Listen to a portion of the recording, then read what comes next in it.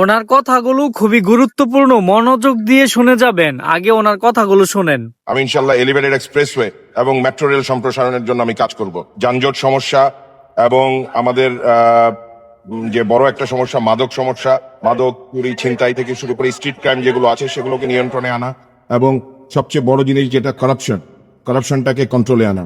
আমি প্রথমেই মহান আল্লাহ তাআলার কাছে শুকরিয়া আদায় করছি এবং আমি ধন্যবাদ এবং কৃতজ্ঞতা জানাচ্ছি গাজীপুরবাসীকে, যারা আমাকে ভোট দিয়ে নির্বাচিত করেছেন, এবং যারা আমাকে ভোট দেননি তাদের প্রতিও আমার ধন্যবাদ এবং কৃতজ্ঞতা। কারণ আমি এই গাজীপুর 2 অঞ্চলের সকল জনগণের দায়িত্ব আজ থেকে নিলাম এবং তাদের সেবক হিসেবে আমি তাদের জন্য কাজ করব। আমি স্মরণ করছি আমার মরহুম পিতাকে, যিনি এই আসন থেকেই 1991 সালে বাংলাদেশের সর্বোচ্চ ভোট পেয়ে নির্বাচিত হয়েছিলেন।